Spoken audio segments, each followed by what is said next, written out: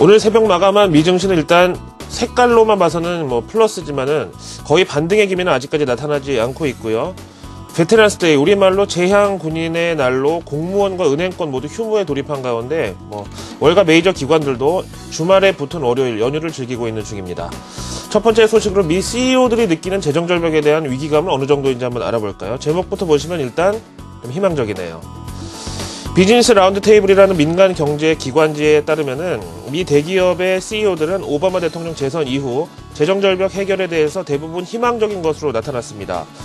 미 대표 금융사인 JP모간, 그리고 미국 최대 민간 의료보험사 에트나, 다음 엔터테인먼트 대기업 디즈니, 다음 무선통신사 퀄컴, 이어서 우리나라 KT에 비유되는 미국의 대표 통신사 AT&T 등의 이 최고 경영자들은 워싱턴이 조만간 합의에 도달을 해서 미 경제는 다시 확장 기조로 복귀하게 될 것이라는 데 의견을 같이 했습니다. 이 가운데서 대표적으로 AT&T의 CEO 랜달 스티븐스는 이번에 재정절벽 문제를 개선하는 데 있어서 미국은 세계에서 가장 합리적이고 경쟁력 있는 조세제도를 갖추게 될 것이고 향후 3, 4년간 에너지와 기술업종에 대한 투자가 활발해지면서 고용 증가의 본격적인 단계에 진입할 것으로 기대한다고 두 가지 기대 업종을 에너지와 기술업종에 대한 투자에 맞추는 모습을 보였습니다. 자, 미국의 이 CEO와 관료들은 우리나라처럼 상명하복 그런 체계가 아니고요. 이렇게 어느 정도 컨센서스가 나타나고 있다는 것은 좋은 걸로 보겠습니다. 다음 내용 보시죠. 올해 미 쇼핑 시즌 개막을 이제 불과 일주일 앞두고 있는 상황인데요. 먼저 이 블랙 프라이데이라는 것은 설명을 좀 드리면은 우리가 보통 이 증시 폭락한 날 갖다 붙이는 블랙 먼데이 이럴 때의 블랙이 아니고요. 미국의 유통업체들이 이때를 기점으로 본격적인 흑자로 돌아선다고 해서 이 블랙 프라이데이라고 부르는데요. 추수감사절 바로 다음 날을 지칭합니다. 그래서 이때를 시작으로 미국의 본격적인 연말 쇼핑 시즌이 시작이 되고요. 우리가 흔히 얘기하는 산타 랠리 혹은 연말 랠리, 심지어는 1월 효과까지도 모두 이 유통업 쪽의 매출 증가 기대감에 따라 그 분위기가 좌우되는 것으로 설명이 가능합니다. 그런데 제목에 보시는 대로 미국의 대형 유통기업 타겟, 월마트, 토이즈아러스 등이 올해는 추수감사절 다음 날인 블랙 프라이데이까지 기다릴 수가 없다. 그러면서 목요일 추수감사절 당일부터 본격적인 판촉 행사에 돌입한다고 해서 블랙 서스데이라는 표현을 들고 나와서 경쟁적으로 선전을 하고 있는 모양입니다.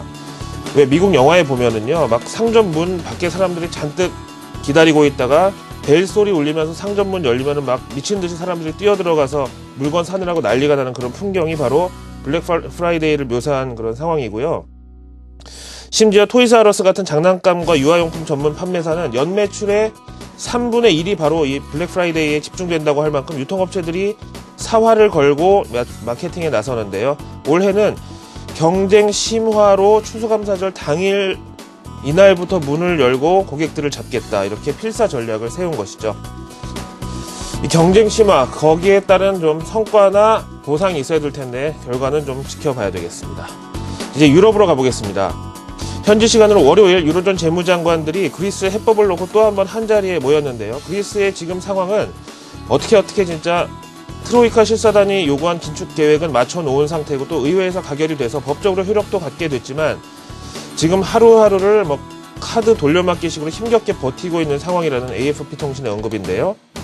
그래서 이들 유로존 재무장관들은 그리스에 가해지고 있는 압박을 조금이라도 더 덜어주면서 어떻게든 디폴트로 가게는 하지 말자는 취지로 회의를 가졌다고 합니다. 그런데 여기서 일단 초안 정도로 논의된 그리스에 대한 선척격의 이 지원이 채무 상환 시한을 늦춰주는 것이든 아니면 긴축 정도를 좀 더 완화해주는 것이든 어쨌든 여기에 또 돈이 든다는 게 문제인데 추가로 330억 유로가 더 필요하다는 결론이 AFP 통신의 내부 소식통을 거쳐서 입수됐다고 합니다. 결론이 이렇게 난 이상 유로존 재무장관들도 그리스를 그냥 놔둘 수는 없지만 또 누가 얼만큼의 돈을 낼 것인지에 대해서 또 머리가 아픈 상황에 직면을 하게 됐죠. 그만큼 또 시장의 불확실성은 부과됐고 유로화는 약세로 반응했다는 내용입니다. 마지막 내용입니다. 블룸버그 통신을 보시죠. 이번에 재선에 성공한 오바마 대통령의 미 에너지 독립성 지원 정책에 따라서 세계 최대 원유 소비 국가인 미국은 10년 안에 사우디를 능가하는 원유 생산국으로 발돋움하고 오바마 정부가 추진하고 있는 그린 에너지 정책 그리고 셰일가스 생산분까지 합치면 미국은 거의 자급자족이 가능한 에너지 독립국 위상에 올라서게 될 것이라는 IEA, 우리말로 미 에너지 정보국의 보고서가 시장을 뜨겁게 달궜습니다. 사실 뭐 이 보고서가 나온 이후에 대부분이 현재 중동에서 생산되고 있는 국제 유가는 뚜렷하게 하락으로 반응을 했지만은 글쎄요, 오바마의 이 대통령의 이런 의지가 우리나라 풍력, 태양력 같은 신재생에너지 업종에 또 한번 뭐 자극이 될 수 있는 것은 긍정적일지 모르겠지만은 이런 미국의 에너지 정책 기조가 우리나라에도 미국 생산분 원유 혹은 셰일가스 수입 확대 압력으로 작용하게 될지에 대해서 한번 시간을 두고 생각해 볼 필요가 있겠죠. 자, 화요일 아침 외신 브리핑은 여기까지였습니다.